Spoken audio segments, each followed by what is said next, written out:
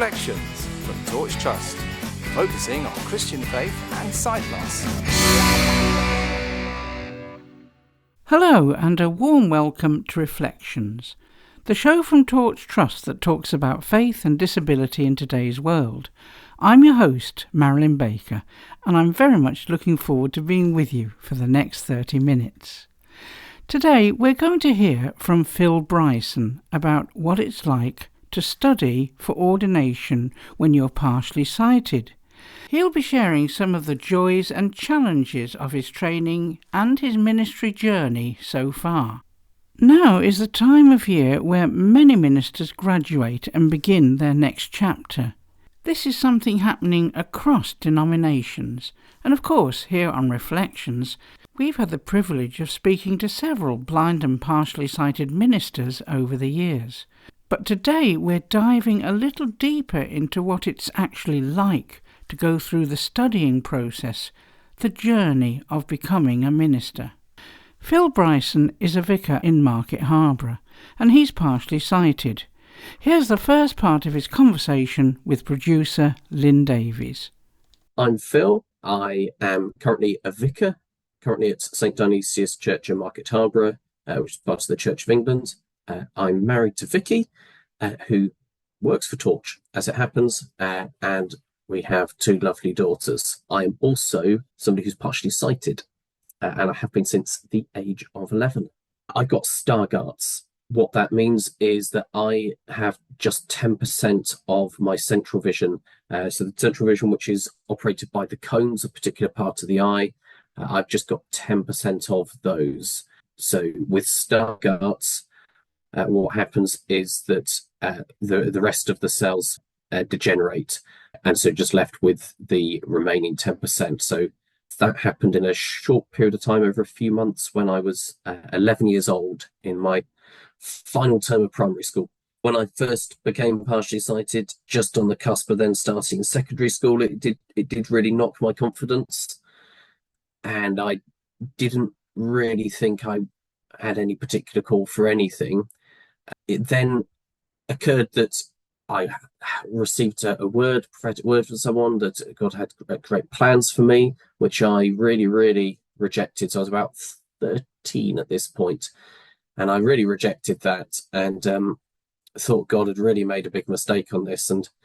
And to us, I had an argument with God, and I'm quite stubborn. So this argument lasted about a year.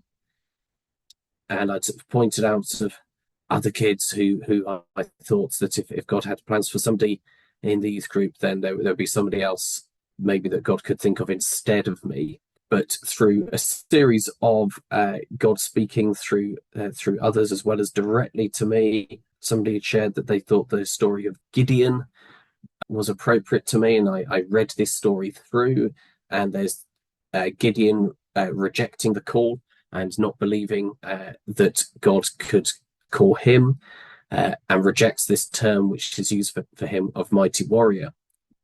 And I thought, oh, okay, well, I do see some similarity, but I'm not going to be called God. And after that, every time somebody prayed for me, whether they knew me or not, they kept on saying, oh, we've got this this phrase, mighty warrior. I don't know if that means anything to you. And after this continued to happen over the course of about a year, I eventually gave in and said, okay, God, well, fine, I'll accept. Maybe you have some plans for me, but maybe can you help me with my confidence, which God did. And then I think that call then started to grow, and I started to understand it a bit more over the next few years. I think by the time I was probably about 18, I recognised that might be a call to some form of church leadership at some point. I then found at a gap year that I went on a few short-term ministry trips overseas, and ended up finding myself preaching in both Lesotho and Nepal. I found that was really important for me in vocational stirring. And so I continued to sort of think things through. And by the time I was in my mid-20s, I found that I was worshipping at that point in an Anglican church, began to sense a call to ordained ministry in the Church of England. And so I began to then explore that formally. She spoke with my vicar. I went on a local course that the diocese I was in at the time were running, and eventually started having meetings with the diocesan director of Ordained, who's the person responsible for overseeing vocation to ordained ministry in the diocese, and explored that for about 2 years, and eventually went forward for a selection conference and got selected, and went off to theological college to get trained. And I was then ordained deacon 10 years ago, priest 9 years ago. I find it very intriguing with the mighty warrior, how that's come up with people. Has that had any effect on your faith journey throughout your studies, throughout, your thinking of becoming ordained? Yeah, I think what's been really important from that is a real understanding of God calls people, not just people who think that they are worthy and deserve to be called, or that they've got all the right credentials to be called, but God calls anyone that God wishes to call. In fact, all of us have a call from God. It will vary. Not all of us have a call into church leadership, but we all have a call of some kind or other that God has got for us. God's got wonderful plans for us all. And particularly, I think, recognizing a call for those on the margins and those who might otherwise discount themselves, those who may be partially sighted or blind or have some other form of disability or neurodivergence, really conscious that God calls people like me. Now I would see my visual impairment as a gift, and I can see all the ways it benefits and in fact enhances the way I'm able to go about ministry.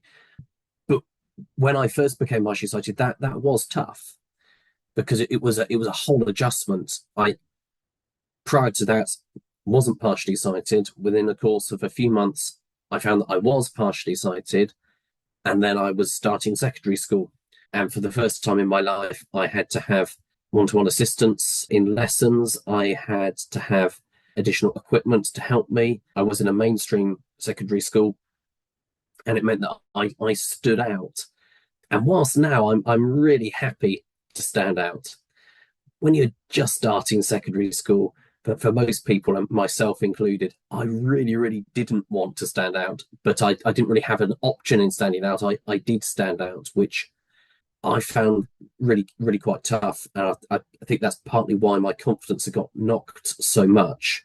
And it did take quite a bit of time to adjust that. I found that God really helped me with that. And once I'd eventually sort of conceded that God might actually have plans for me, and maybe God might actually have been right after all, and I might have been wrong, I found that God was able to help me just slowly gaining confidence.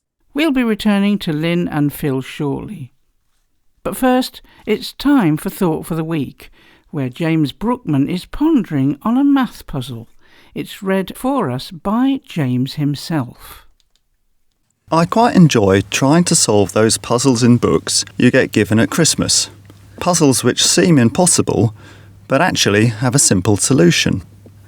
For example, a hole 6 inches long is drilled through the centre of a solid sphere. What is the volume of the sphere remaining? Now perhaps you've worked it out already, but I gave up after about a minute and had to look up the answer. It's not that I'm stupid, it's just that I thought the question was stupid, as we hadn't been given enough information. Or perhaps you needed to know an advanced geometrical equation to solve it. And only nerds would know such an equation, and I'm not a nerd, so I'm not going to waste any more of my precious time, and I'm going to look up the answer now. If only the puzzle book had come with a kindly mentor who said, "No, James, you have been given all the information you need to solve the puzzle, and you do not need an advanced geometrical equation to solve this." Well, then I'd have been able to solve it. I can see a parallel with my life as a Christian and the puzzles I face. Jesus is that mentor who is always with me. Often I feel he has left me without enough information, but he promises to provide me with all I need and speaks to me through prayer and the words of the Bible. And in James's letter in the New Testament of the Bible, we are expressly encouraged to ask for wisdom. If any of you lacks wisdom, he should ask God, who gives generously to all without finding fault, and it will be given to him. Now, just in case you're still wondering about that sphere puzzle, the width of the hole or size of sphere does not affect the answer. And the way to solve it is to imagine the hole width is almost zero. Then the radius of a sphere with such a small hole in it would be 3 inches, giving the answer in cubic inches of 36 pi. OK, I admit you've got to know that the volume of a sphere is 4/3 pi r cubed, so maybe I am a bit of a nerd after all. Now let's return to the second part of Lynn's conversation with Phil Bryson. So in what ways do you see your vision impairment as a strength in your current ministry? Having the vision impairment, it makes me aware so much more of the needs to look out for those who otherwise might be excluded by being vision impaired. And I'm conscious that a lot of times in church, mainly due to ignorance, not usually down to deliberate exclusion, but churches often don't include people who are partially sighted particularly well. I know that if I go into most churches, there is not going to be a large print unless I happen to know the words. I'm going to struggle to access worship. So things aren't necessarily set up in a way which is conducive to supporting those who are partially sighted. So, for example, I would make a real effort to ensure that we have large prints of our liturgy available. If there are requests, we did recently have a request for Braille for a service, so I made sure that LinkedIn were torched to arrange for that. So I think it's those sorts of things. I'm sort of very, very conscious of the needs of making church more accessible for those for whom otherwise they might find it inaccessible, and they may find themselves being inadvertently excluded. Did you ever have any challenges when you were training to be ordained, and how did you overcome them? The tricky thing was more, for example, we did a church hopping placement when I first arrived, where we had to visit lots of different churches of lots of different denominations to get a sense of the breadth of God's universal church. I think from about 6 or 7 churches I visited of a range of denominations, there was a total of 0 churches that had anything available for somebody who was partially sighted, which I think was really informative to me. I think that's helped me think through the importance of actually making things accessible. As I don't think it was any of them were deliberately going out of their way to exclude. I think just the thought of making things accessible hadn't really ever occurred to them. I think the best I got was one church had offered me their large print, but large print, according to church publishers, isn't actually large print in a format that I could access. So it was slightly larger than the font that everybody else had, but I couldn't read it. So it was it wasn't any use. Do you think churches have changed anything since you did your training? Are people more aware of inclusion and accessibility than what they used to be? I mean, I know we still have a long way to go, but do you think anything has improved at all? I think there's a slow growing awareness of it. I think the church in general is still a long way behind where it should be.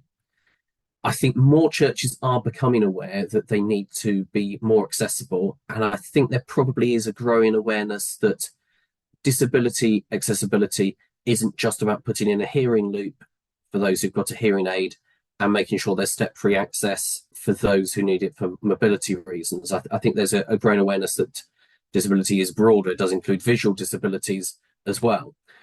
But having said that, there are still lots of churches out there who wouldn't be accessible for somebody who is blind or partially sighted. And what brings you joy as a vicar or a minister today? I get joy from preaching and opening up God's word and theology with people and helping people to deepen their faith. I have joy with working with our church school and being able to take the good news of Jesus in there and be able to work with the staff and children and see the joy that's received. Also get real joy from strategy as well. It's partly the way my brain works. I like strategically thinking things through and how we can develop good strategies and approaches to be able to be furthering the vision that we've got as a church in this time and place. So if any blind or partially sighted people are listening to this and they really are thinking of a future for themselves in ministry, what advice would you give them? I would advise them to really take it seriously and not to write themselves off, and to think through not what they can't do, but what they can do. So often it can be easy to receive a message that we come with a level of deficit. And actually, I don't believe that's the case. As I say, I believe we're differently abled. There might be certain things that we can't do, but there'll be other things which we can do. In my case, it's my memory. For other people who are blind or partially sighted, there'll be something else that they can bring, potentially because of being blind or partially sighted. So I'd really encourage people to think through what is it that you can bring, that you have as a gift, potentially even because of your blindness or the fact that you're partially sighted, and see that as a gift that can be brought to ministry. Other than that, I think it's just thinking through practically about things. You just might need to make people aware of what your needs are as and when you would arrive in a church, so people are aware of that, so they can be as supportive and accommodating as possible. You might need to think through where you're located. Are there particular locations which are going to be easier or harder for you based on your own particular condition? And it would be a case of thinking that through. But certainly do be open to the fact that God may be calling you. Phil, talking about his experiences, reminds us just how diverse and individual the calling to ministry can be. Ordination isn't for everyone, but what we've seen again and again is that being blind or partially sighted isn't a barrier. God doesn't only work through what the world calls ability, he works through willingness, faithfulness, and the unique gifts each of us carry. Whether it's preaching, pastoring, studying, theology, or simply offering presence and prayer, there are so many ways to minister. I must say we meet many people who have got wonderful gifts, but they often don't know how to use them or where to use them, and we try to show them where God can use them and that they really do have a purpose in God's plan. Well, I'm sorry to say we're out of time for this week, but we'll be back next week with more stories and reflections. And don't forget, if you're blind or partially sighted and would like to learn more about any of the services provided by Torch, including the Hope for All project, our Torch Together holidays, our accessible books and resources, or our other groups, our client services team would be very happy to speak with you. The number to call for information and for song requests is 01858 438 260. I'll give it you again. 01858 438 260. Or you can email info@torchtrust.org. You can also find us on social media. Just search for Torch Trust on Facebook, Twitter, Instagram and YouTube. We hope you've enjoyed this episode of Reflections, and so until next week, from me, Marilyn and everyone on the Reflections team, goodbye and God bless. You've been listening to Reflections from Torch Trust.